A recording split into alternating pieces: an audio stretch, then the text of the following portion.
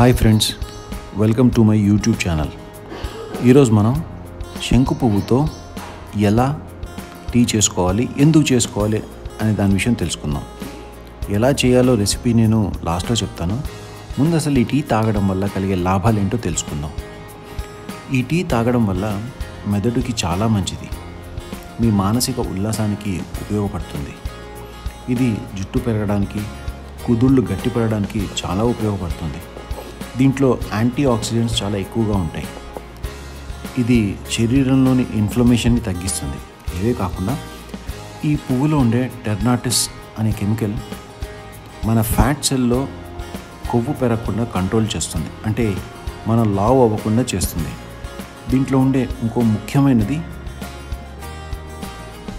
డెల్ఫిరెడాన్ 3,5 glucoside. ఈ chemical cancer కణాలను పెరగకుండా చేస్తుంది. స్పెషల్గా చెప్పాలంటే కోలన్ క్యాన్సర్ అంటే పేగులో క్యాన్సర్కి ఇది బాగా ఉపయోగపడుతుంది. అంతేకాకుండా డ్రై స్కిన్ ఉన్నవాళ్ళు ఈ పువ్వు పేస్ట్ రాసుకుంటే చాలా స్మూత్గా నిగనిగలాడే చర్మం మీ సొంతం అవుతుంది. అంతేకాదండి, ఈ టీ మైగ్రేన్ ఉన్న వాళ్ళకు కూడా బాగా పనిచేస్తుంది. ఈ టీని మైగ్రేన్ ఉన్న వాళ్ళు 3 నెలలు వాడండి, తేడా మీకే కనిపిస్తుంది. అవునండి, ఈ పువ్వులో ఉన్న ప్రత్యేకతలు ఇవన్నీ. ఇప్పుడు ఈ టీ ఎలా చేయాలో తెలుసుకుందాం. ముందుగా ఒక 7-8 పూలని ఫ్రెష్గా కోసుకుని తెచ్చుకోండి. వాటిని మంచినీళ్ళతో 1-2 సార్లు, అంటే మన పెరట్లో పెరిగినా అక్కడ పెరిగినా రోడ్డు మీద ఉన్న గాలి దుమ్ము పడుతూ ఉంటుంది కదా, దాన్ని నీట్గా ఒక 2-3 సార్లు బాగా కడిగి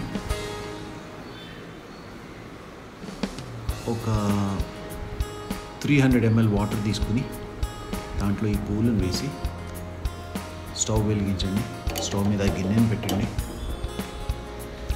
వీలైనంత వరకు కొంచెం సిమ్లో, అంటే లేదా ఆల్మోస్ట్ మీడియం ఫ్లేమ్లో పెట్టండి. ఎందుకంటే ఒకేసారి హైలో పెట్టడం వల్ల పువ్వులు ఇదవుతాయి. ఈ పువ్వులు అయితే మీకు సాధారణంగా అందరికీ పెరట్లోనే ఉంటాయి. అన్ని చోట్ల చాలా ఈజీగా దొరికే పువ్వులండి.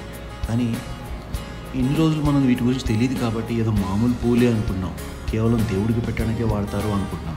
కానీ కాదండి, దీనివల్ల ఆరోగ్య ప్రయోజనాలు చాలా ఉన్నాయి. చూసారా, ఇప్పుడు నీళ్ళు మరుగుతున్నాయి.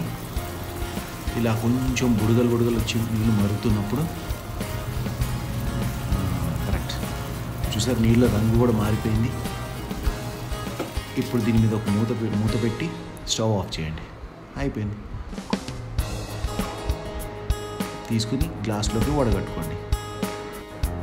శంకు పువ్వులతో చేసిన టీ రెడీ.